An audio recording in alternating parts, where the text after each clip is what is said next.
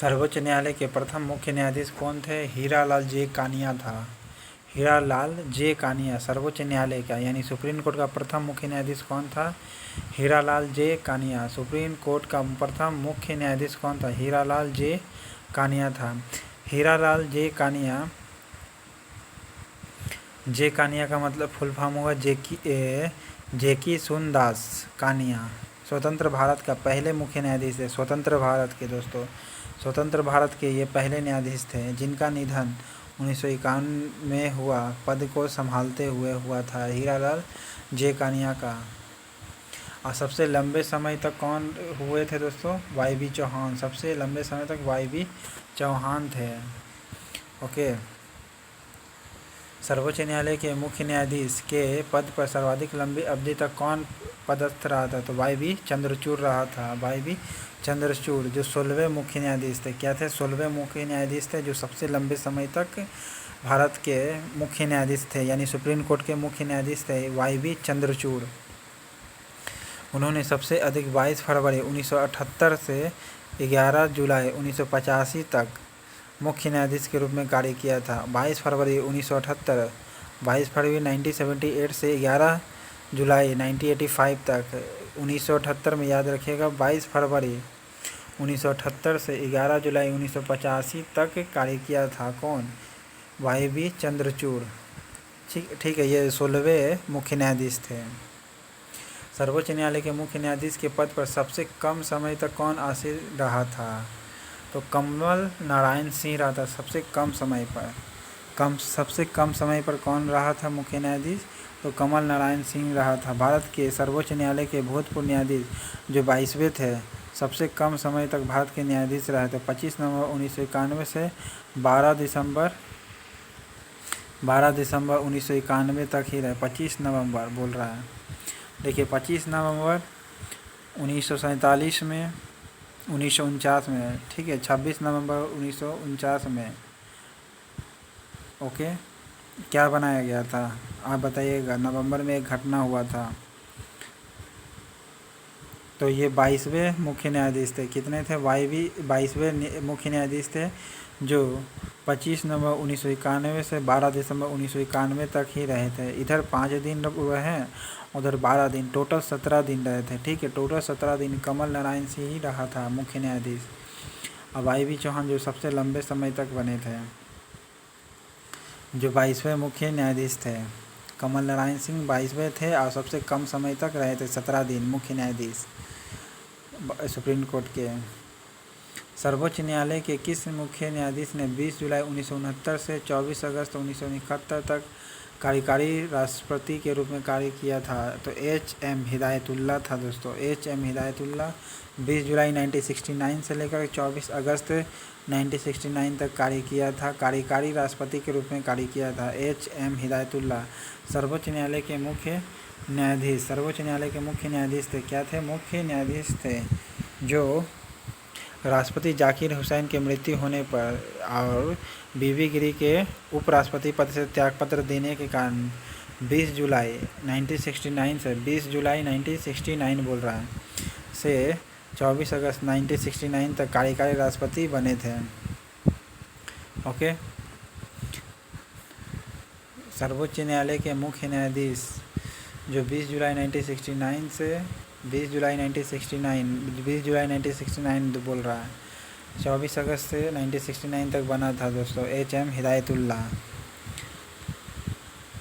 1973 में सर्वोच्च न्यायालय के किस मुख्य न्यायाधीश की नियुक्ति के समय प्रथागत वरिष्ठता के सिद्धांत को पहली बार त्यागा गया था? A.N. रे के समय में या H.N. बेग के समय में? नहीं, A.N. रे के समय में सबसे पहली बार जो वरिष्ठता था, ठीक है, उस सिद्धांत को त्यागा गया। और ये चौथे वरिष्ठ न्यायाधीश थे दोस्तों, और 3 न्यायाधीश को क्या कर दिया था? त्यागा गया था 1973 में। 1973 में कब किया गया था? 1973 में। 1773 में रेगुलेटिंग एक्ट आने के कारण सुप्रीम कोर्ट बना था। और इसी प्रकार 1973 में H.N. रे के समय में जो मुख्य न्यायाधीश था, प्रथागत, किस चीज़ की प्रथागत? तो वरिष्ठता का जो सिद्धांत था उस थ्योरी को त्याग दिया गया। यानी जो वरिष्ठ लोग होता था पहले वो बनते थे सुप्रीम कोर्ट के मुख्य न्यायाधीश, जो सबसे पहले H.N. रे के समय में ख़त्म कर दिया गया। 25 अप्रैल 1977 को जस्टिस एच एन रे, ठीक है, एच एन रे नहीं सॉरी ए एन रे कहा जाता है, ए एन रे सुप्रीम कोर्ट का चीफ जस्टिस का पद संभालने का प्रस्ताव दिया था। इसके लिए उन्हें फैसला लेने के लिए 2 घंटे मिले। जस्टिस ए एन रे प्रस्ताव स्वीकार कर लिया। ऐसा करना भारतीय लोकतंत्र न्यायपालिका के इतिहास का सबसे बड़ा विवाद बना था। 1973 में वो चीफ जस्टिस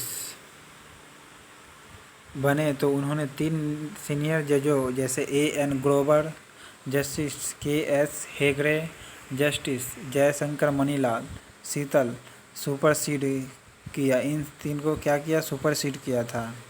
ओके, तीनों को क्या किया था? सुपरसीड किया था। इन तीनों को क्या किया था? सुपरसीड करके ए एन रे बने थे मुख्य न्यायाधीश। इन तीनों को सुपरसीड करके किनको ए एन ग्रोवर यानी ग्रोवर हेगड़े शीतल, ये तीनों को क्या किए थे?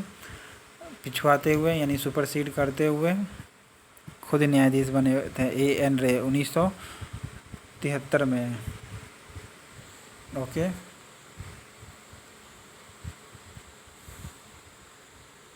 निम्नलिखित में से उच्चतम न्यायालय की सबसे पहली महिला न्यायाधीश कौन सी थी? तो फातिमा बीबी थी। सबसे पहली मुख्य न्यायाधीश नहीं, सिर्फ न्यायाधीश बोला है, मुख्य न्यायाधीश नहीं, सिर्फ न्यायाधीश थी फातिमा बीबी। अभी तक एक बार भी कोई भी मुख्य न्यायाधीश महिला में नहीं बनी है सुप्रीम कोर्ट का, ये याद रखिएगा। वर्ष 89 में इस पद पर नियुक्त हुई थी। कब हुई थी फातिमा बीबी? 89 में। कब हुई थी? 89 में इस पद पर नियुक्त हुई थी। और ये पहली भारतीय महिला थी जो सुप्रीम कोर्ट के पद पर बैठी थी। 6 अक्टूबर 1989 को सर्वोच्च न्यायालय के न्यायाधीश की नियुक्त हुई थी। कब हुआ था? 6 अक्टूबर 1989 को। 6 अक्टूबर 1989 को बोलेगा, याद रखिएगा। मुख्य न्यायाधीश नहीं बल्कि न्यायाधीश नियुक्त हुई थी फातिमा बीबी, जो 24 अप्रैल 1992 तक रहे थे। 24 अप्रैल 1992 तक रही थी। 3 अक्टूबर 1993 को राष्ट्रीय मानवाधिकार आयोग का सदस्य बनाया गया था, जबकि इसका अध्यक्ष कौन बनता है? मुख्य न्यायाधीश होता है राष्ट्रीय मानवाधिकार आयोग का। और सदस्य न्यायाधीश बनाया गया इनको 1993 में। और ये पहली बार 1989 में क्या बनी थी? न्यायाधीश बनी थी सुप्रीम कोर्ट का। संविधान की व्याख्या करने का अंतिम अधिकार किसे है? तो सिर्फ और सिर्फ सर्वोच्च न्यायालय को है। ठीक है, अध्याय भाग 5 के अध्याय 4 में, भाग 5 के 4 में स्थापित किया गया है। किसके मामले में उच्चतम न्यायालय और उच्च न्यायालय दोनों की अधिकारिता में आते हैं? तो केंद्र और राज्यों के बीच विवाद नहीं, राज्यों के परस्पर विवाद, मूल अधिकारों का संरक्षण, संविधान के उल्लंघन से मूल अधिकारों का संरक्षण आता है, जो दोनों आता है दोस्तों। मूल अधिकारों का संरक्षण जो है सुप्रीम कोर्ट और हाई कोर्ट दोनों में आता है, दोनों के अधिकारिता क्षेत्र में आते हैं। सुप्रीम कोर्ट के अधिकारिता के क्षेत्र में आते हैं मूल अधिकारों का संरक्षण करना हाई कोर्ट और सुप्रीम कोर्ट दोनों के अंतर्गत में आता है। हाई कोर्ट और सुप्रीम कोर्ट दोनों के अंतर्गत में आता है आर्टिकल 32 के अंतर्गत में, तथा 226 के तहत यह राज्य उच्च न्यायालय को भी प्राप्त है। 226 के अंतर्गत में राज्य उच्च न्यायालय को अधिकार प्राप्त है, 32 में सुप्रीम कोर्ट को। उच्चतम न्यायालय परामर्श करता है क्या? देखिए दोस्तों, उच्चतम न्यायालय के लिए वह बाध्यकारी है कि राष्ट्रपति द्वारा निर्देशित किसी भी मामले में अपना मत व्यक्त करे नहीं। परामर्श अधिकारिता शक्ति के अधीन प्राप्त किसी निर्देश पर उच्चतम न्यायालय की पूर्ण पीठ सुनवाई करती है। परामर्श अधिकारिता शक्ति के अधीन प्राप्त परामर्श इसका अनुसार होगा परामर्शी अधिकारिता शक्ति के अधीन। परामर्शी अधिकारिता शक्ति के अधीन प्राप्त किसी निर्देश पर उच्चतम न्यायालय की पूर्ण पीठ सुनवाई करती है। ठीक है, दूसरा है परामर्शी अधिकारिता के अधीन प्राप्त निर्देश पर व्यक्त किया हुआ उच्चतम न्यायालय का मत सरकार पर बाध्यकारी नहीं होता है। परामर्शी अधिकारिता के अधीन प्राप्त निर्देश पर व्यक्त किया हुआ उच्चतम न्यायालय का मत सरकार पर बाध्यकारी नहीं होता है। यानी जो सुप्रीम कोर्ट अगर जो निर्णय देता है वो सरकार जरूरी नहीं कि उसको माने, लेकिन हाँ एक प्रोसेस है कि आप ऐसा करिए। तो ऐसे तो करने का अधिकार को है जो मैंडामस जारी करता है, लेकिन सुप्रीम कोर्ट इसमें परामर्श देता है और सरकार बाध्यकारी नहीं है। सरकार जो है बाध्यकारी नहीं है कि उच्चतम न्यायालय का मत सरकार पर बाध्यकारी नहीं होता है। ठीक है, सुप्रीम कोर्ट का जो निर्णय होता है वो सरकार पर बाध्यकारी नहीं होता है। परामर्शी अधिकारिता शक्ति के अधीन प्राप्त किसी निर्देश पर उच्चतम न्यायालय की पूर्ण पीठ सुनवाई करता है। ठीक है, पूर्ण पीठ सुनवाई करेगा। परामर्शी अधिकारिता में पूर्ण पीठ सुनवाई करता है। नेक्स्ट है, कौन सा अनुच्छेद सर्वोच्च न्यायालय को अभिलेख न्यायालय यानी रिकॉर्ड न्यायालय का स्थान प्रदान करता है? तो आर्टिकल 129 है। 129 कहता है उच्चतम न्यायालय का अभिलेख न्यायालय होना, उच्चतम न्यायालय अभिलेख न्यायालय का होगा। जो उच्चतम यानी सुप्रीम कोर्ट जो है उसका जो रिकॉर्ड होगा न्यायालय का होना सुप्रीम कोर्ट का रिकॉर्ड होगा। ठीक है, सुप्रीम कोर्ट का रिकॉर्ड होगा। उसको अवमानना के लिए दंड देने की शक्ति सहित ऐसे न्यायालय की सभी शक्तियाँ होगी इसमें। अनुच्छेद 129 के अंतर्गत में कौन सा अनुच्छेद सर्वोच्च न्यायालय को अभिलेख न्यायालय का स्थान प्रदान करता है? तो अनुच्छेद 129 है। कौन सा अनुच्छेद सर्वोच्च न्यायालय को अभिलेख न्यायालय का स्थान प्रदान करता है? तो अनुच्छेद 129। अनुच्छेद 129 क्या करता है? अनुच्छेद 129 सर्वोच्च न्यायालय को अभिलेख न्यायालय का स्थान प्रदान करता है। अभिलेख न्यायालय का स्थान प्रदान करता है अनुच्छेद 129।